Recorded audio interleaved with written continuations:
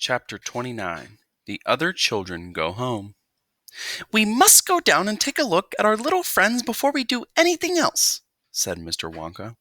He pressed a different button, and the elevator dropped lower, and soon it was hovering just above the entrance gates to the factory. Looking down now, Charlie could see the children and their parents standing in a little group just inside the gates. "I can only see 3, he said. "Who's missing?" "I expect it's Mike Teavee," said Mr. Wonka. "But he'll be coming along soon. Do you see the trucks?"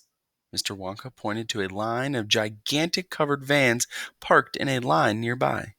"Yes," Charlie said. "What are they for?" "Don't you remember what it said on the golden tickets? Every child goes home with a lifetime supply of candy. There's 1 truckload for each of them, loaded to the brim. Aha!" Mr. Wonka went on. "There goes our friend Augustus Gloop. Did you see him? He's getting into the first truck with his mother and father." "You mean he's really all right?" asked Charlie, astonished.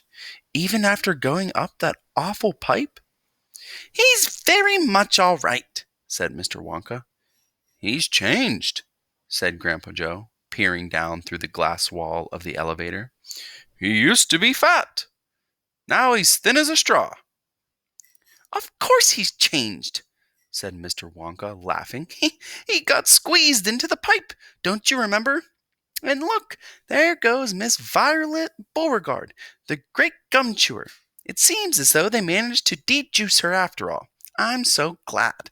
And how healthy she looks. Much better than before." "But she's purple in the face," cried Grandpa Joe. "So she is," said Mr. Wonka. "Oh, well, there's nothing we can do about that." "Good gracious," cried Charlie. "Look at poor Veruca Salt and Mr. Salt and Mrs. Salt. They're simply covered with garbage." "And here comes Mike Teavee," said Grandpa Joe. "Good heavens! What have they done to him? He's about 10 feet tall and thin as a wire." "They've overstretched him on the gum-stretching machine," said Mr. Wonka. "How very careless." "But how dreadful for him!" cried Charlie. "Nonsense," said Mr. Wonka. "He's very lucky. Every basketball team in the country will be trying to get him. But now," he added, "it is time we left these 4 silly children. I have something very important to talk to you about, my dear Charlie."